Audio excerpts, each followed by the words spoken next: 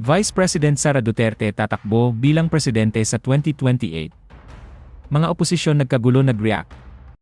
Pero bago ang lahat, kung ikaw ay bago sa aking channel, huwag kalimutan na mag-subscribe at i-click ang notification bell for more trending news. So ginulantang nga po ng anak ng dating Pangulong Rodrigo Duterte at kasalukuyang Vice President na si Sara Duterte ang buong Pilipinas matapos itong inanunsyo na tatakbo ito sa pagka-presidente sa darating na 2028 elections.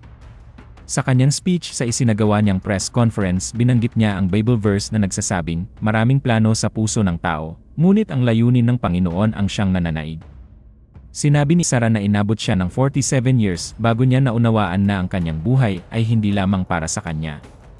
Sa loob ng mahabang panahon, kinuwestiyon niya ang bigat ng mga responsibilidad na mayroon siya.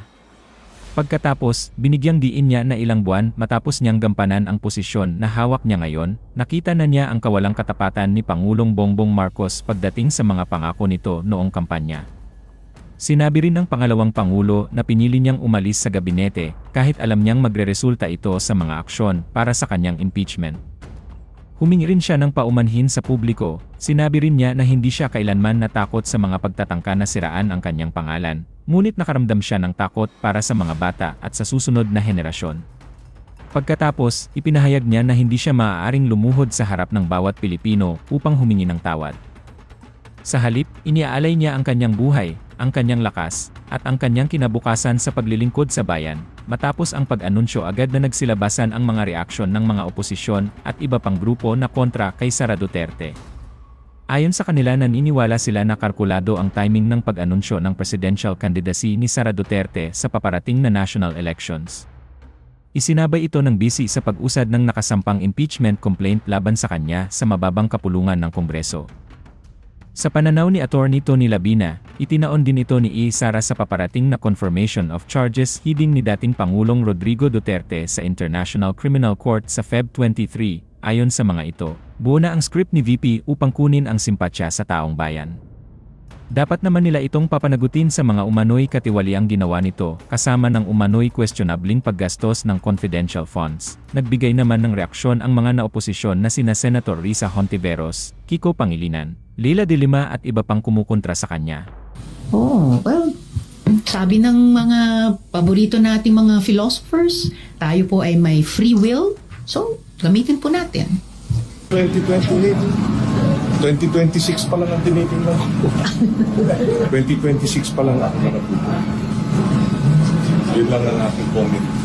Hindi na tayo nagulat sa pagdedeklara ni VP Sara ng pagtakbo sa pagkapangulo sa 2028. Karapatan naman niyang magdeklara kahit napakaaga. Tulad ng karapatan din ng mga Pilipino na singilin siya sa mga seryosong aligasyon ng katiwalian at paglabag sa batas na panawagan na po natin noong 2024 pa. Mas magandang harapin at sagutin muna niya ang mga ito bago ang ambisyon na maging Pangulo. Yung ebidensya, hindi na hinaharap yung pagpapanagot sa kanya. Pero ito naman ngayon, ginagamit yung pagtakbo para sa presidente para palusot doon sa naharap na pagpapanagot sa kanya. Kasi naghahanap talaga ang taong bayan ng katotohanan doon sa mga kasong tinatakbuhan niya. Pwede natin sabihin na ito yung attack nila para i-reframe yung narrative na lahat ng nangyayari ay dahil sa takbo siyang presidente. Pero sa dulo ang gusto ng taong bayan ng katotohanan. So hindi niya yung pwedeng patakbuhan kahit na siya ay tumakbo pa bilang presidente.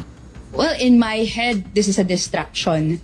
No, supposedly ang taong bayan, ang mga kongresista, ang mga ahensya ay naka-gear, no, na i-pursue ang pananagutan hanggat sa dulo nito. Pero meron ngayong nilabas na announcement that is premature and providing intention na may higher ambitions si VP Sara Duterte. At this point in time, hindi ito ang tanong na dapat sinasagot ni VP Sara Duterte. No, ang tanong ay nasaan ang kinurakot na pera ng taong bayan? Paano ito ibabalik? At paano po kayo mananagot? Yun po ang dapat na tanong na isagot ni VP Sara Duterte. All else, gaya po ng pag-indicate ng higher ambitions, they are distractions po.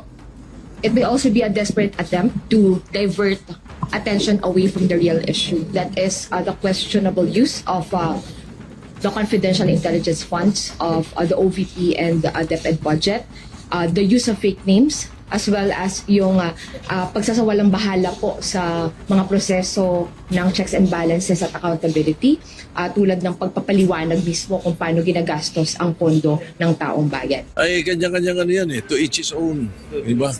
Siguro, pwede, ang sasagot pa ng iba. Ang nabasa ko, sagot ng iba is as if we didn't know. Ako dyan kasi marami naman mga I don't know, may mga iba pa yata na mga nauna sa kanya, nag-declare